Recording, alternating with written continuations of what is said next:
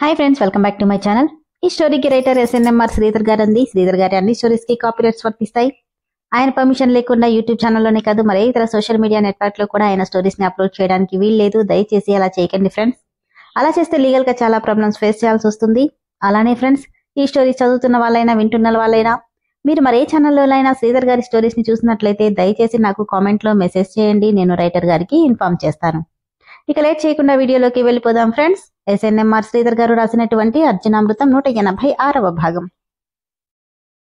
చలపతిని హాస్పిటల్లో అడ్మిట్ చేసి సైదులకి రాత్రంతా పోలీస్ కోటింగ్ ఇచ్చిన CI పొద్దున్నే అర్జున్కి కాల్ చేశాడు. నిద్రపోతున్న భార్యని, తన పొందింట్లో ఉన్న కొడుకుని అపురూపంగా చూస్తున్న అర్జున్కి CI ఫోన్ చేయడంతో పక్కకొచ్చి లిఫ్ట్ చేసి హలో సార్ అనగానే, హలో అర్జున్, నీ వైఫ్కి ఎలా ఉంది? షీఈ్ ఫైన్ సార్, అండ్ నాకు కొడుకు పుట్టాడు. Congratulations Arjun. Thank you sir అని. ఇంతకీ వాడు దొరికాడా? 5 మినిట్స్లో వస్తానని చెప్పి పళ్ళు నూరుతూ ఫోన్ పెట్టేసి భార్యకి కొడుక్కి ముద్దు పెట్టి వెళ్ళిపోయాడు అర్జున్. 10 నిమిషాల్లో స్టేషన్కొచ్చాడు అర్జున్. ఎక్కడ సార్ వాడు? లోపలున్నాడు. ఇదంతా ఎవరు చేయించారో చెప్పాడా? లేదర్జున్, ఎంత కొట్టినా నోరు తెరవట్లేదు. ఒక్క 10 నిమిషాలు లోపలికెళ్ళడానికి పర్మిషన్ కావాలి సార్. తీసుకోమన్నట్టు నవ్వుతూ తలూపగానే హ్యాండ్స్ ఫోల్డ్ చేసుకుంటూ లోపలికెళ్లిన అర్జున్ అప్పటికే పోలీసులు కొట్టిన దెబ్బలకి ఒళ్లంతా హూనమైపోగా ముక్కుతూ మూలుగుతూ ఉన్న సైదుల్ని చూడగానే ఒక రాత్రంతా తను పడిన మానసిక వేదన గుర్తొచ్చి అక్కడే ఉన్న లాఠీ తీసుకుని వాణ్ణి కుక్కని కొట్టినట్టు కొట్టి పక్కన పడేశాడు. తను కొట్టిన దెబ్బలకి ఆ లాఠీ కూడా పీసుపీసుగా అవ్వడమే కాక సైదులు ఒళ్లంతా ఎర్రగా రక్తసిక్తమైపోవడంతో దాన్ని పక్కన పడేశాడు. CI నవ్వుతూ, నీ కోపం తీరిందా అర్జున్? అప్పుడేనా? అదంత తేలిగ్గా తీరేది కాదు సార్ అని. నాకొక యాసిడ్ బాటిల్ కావాలి. యాసిడా? ఎందుకు? కొంపదీసి చంపేస్తావా? నవ్వి, వీణ్ణి చంపి నేనెందుకు జైలుకెళ్ళాలి సార్, ముందు తెప్పించండి అనడంతో కానిస్టేబుల్తో యాసిడ్ బాటిల్ తెప్పించాడు CI. ఆ బాటిల్ తీసుకుని లోపలికొచ్చిన అర్జున్ని చూడగానే అప్పటికే తన ప్రాణాలు ఉంటాయా పోతాయా అన్నట్టుగా ఉండడంతో మళ్ళీ ఏం చేస్తాడోనని, వద్దు, నా దగ్గరికి రావద్దు, నన్నేం చెయ్యొద్దు అంటూ వెనక్కి జరుగుతుంటే సర్కాస్టింగ్గా నవ్వుతూ వాడి ముందు నీస్ మీద కూర్చొని, ఏం చేయొద్దంటే ఎలారా? ఒక రాత్రంతా శారీరకంగా నా భార్య, మానసికంగా నేను నీ వల్ల పడిన బాధకి నువ్వు వద్దు అనగానే అంత తేలిగ్గా వదిలేస్తాననుకున్నావా? ఎందుకు అమృతని చంపబోయావు? తనని చంపమని చెప్పిందెవరు అని కోపాన్నంతా పంటి బిగువన దాచి అడుగుతుంటే తడబడుతూ, అది నాకెవరూ చెప్పలేదు. నేనే డబ్బు కోసం తనని కిడ్నాప్ చేసి డబ్బు బెదిరించాలనుకున్నాను, అంతే. అబ్బా, అలాగా? నిజంగా డబ్బు కోసం చూసేవాడివైతే తన కడుపులో కత్తి దింపాలనుకో. ఇప్పుడు నువ్వు నిజం చెప్పావా? సరే, లేదంటే నేనేంటో నీకు పూర్తిగా చూపిస్తాను అంటుంటే, నిజంగానే అర్జున్ బాబు, కేవలం డబ్బు కోసమే ఇలా చేశాను అని బతిమాలాడు. నవ్వుతూ, నువ్విలా ఎందుకు చెప్తావురా అని క్యాప్ ఓపెన్ చేసి అందులోని యాసిడ్ని కొద్దిగా మూతలోకి వంపి సైదులు బొటనవేలి మీద కొద్దిగా వెయ్యగానే బుజబుజమంటూ చర్మం కాలిపోవడంతో సైదులు పెట్టిన కేక ఆ స్టేషన్ మొత్తం మారిపోయింది. చూసావా, దీనికే తట్టుకోలేకపోతున్నావు. ఇక ఈ యాసిడ్ని నీ తల నుండి మొత్తం గుమ్మరించాననుకో, ఇక నువ్వు వద్దు, అంత పని చేయకు, నన్ను చంపద్దు. నేను చంపకూడదు అంటే నువ్వు అమృతని ఎందుకు చంపాలనుకుంటున్నావో చెప్పాలి, లేదంటే అని యాసిడ్ మీద వేయడానికి బాటిల్ ఎత్తగానే మొహానికి చేతులు అడ్డం పెట్టుకుని, వద్దు, నన్నేం చేయకు, చెప్పేస్తాను అని గట్టిగా అరుశాడు. సర్కాస్టింగ్గా నవ్వుతూ పోలీసుల వైపు చూడగానే ఒకరు వీడియో తీస్తూ మరొకరు వాయిస్ రికార్డ్ చేయడం మొదలెట్టారు. చెప్పు, అమృతని చంపమంది ఎవరు? ఏడుస్తూ, ఎవరో కాదు, వాళ్ళ మామయ్య చలపతి. ఎందుకు? ఆస్తి కోసం. ఆస్తా? అమృత పేరు మీద ఎలాంటి ఆస్తి లేదే.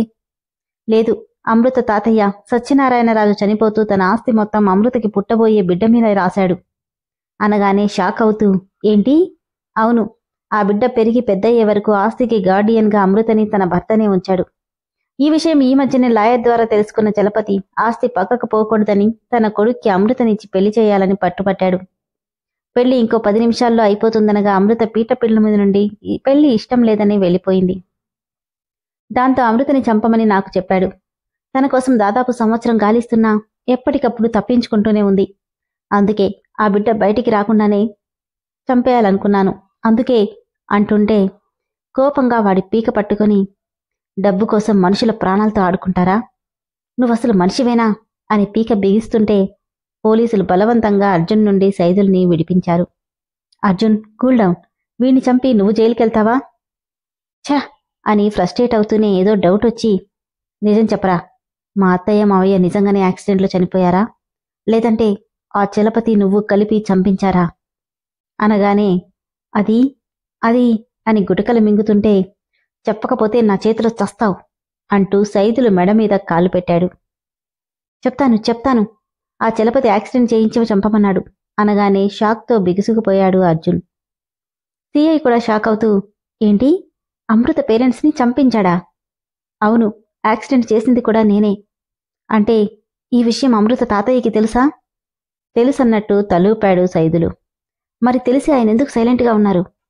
అసలేం జరిగింది అంటే, కన్న కూతురు చనిపోయిందని తెలియగానే అప్పటి వరకు కోపం పట్టుదల అంటూ కూతురు మీద ప్రేమని ఎక్కడో మూలన పెట్టేసిన సత్యనారాయణరాజు గుండెలవిసేలా ఏడుస్తూ లలిత కోసం వెళ్తుంటే, ఎక్కడికి పెదనాన్న వెళ్తున్నావు అంటూ వసారాలోనే ఎదురొచ్చాడు చలపతి.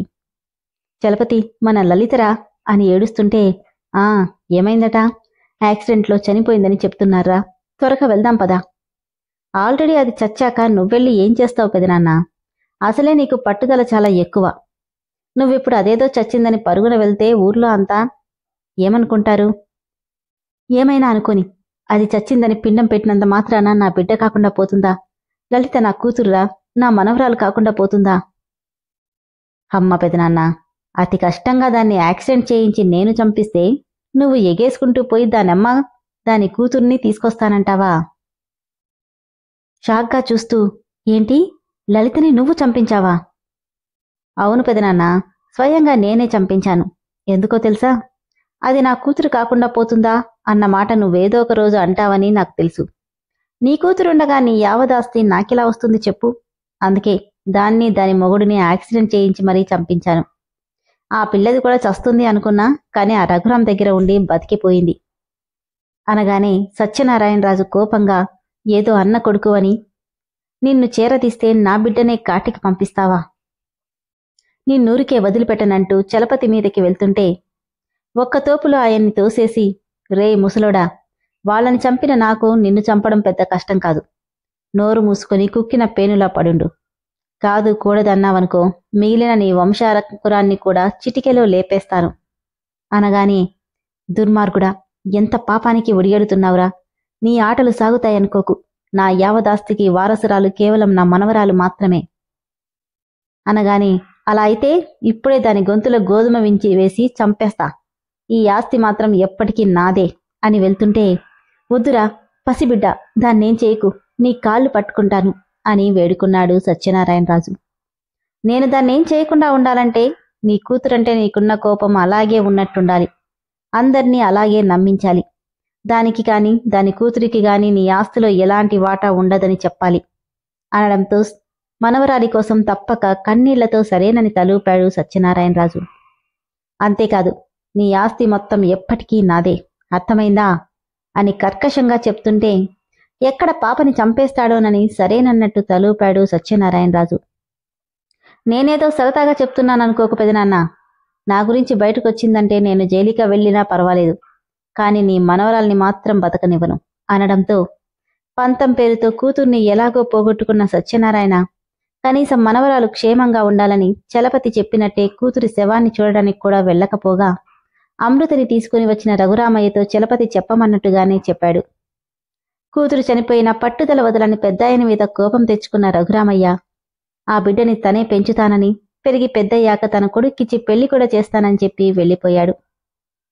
రఘురామయ్య వైపు చూస్తూ, కూతురు మీద పంతంతో కాలనాగుని నట్టింట్లో పెట్టుకున్నాను రఘు. పాప నా దగ్గర ఉండడం కంటే నీలాంటి మంచివాడి దగ్గర పెరిగితే దాని భవిష్యత్తు బాగుంటుంది. కాని నా మనవరాలికి మాత్రం అన్యాయం జరగనివ్వను అనుకుని చలపతికి ఎలాంటి అనుమానం రాకుండా తను ఇంట్లో లేని టైం చూసి లాయర్ రంగనాథ్ తండ్రి అయిన విశ్వనాథం కూడా లాయర్ అవ్వడంతో అతని దగ్గరికి వెళ్లి తన యావదాస్తికి సంబంధించిన వీలునామా రాయించి అతని దగ్గరే భద్రపరిచాడు సత్యనారాయణరాజు. ఆ తర్వాత లాయర్ విశ్వనాథ్ చనిపోవడంతో అతని కొడుకైన రంగనాథ్ విషయమంతా తెలుసుకుని చలపతి దగ్గరికి వచ్చాడు. ఇది జరిగింది అని సైదులు చెప్పగానే చలపతి వెదవని తెలుసు కాని మనుషుల్ని చంపేంత రాక్షసుడని తెలియగానే వింటున్న అందరికీ నోట్లో మాట కూడా రాలేదు.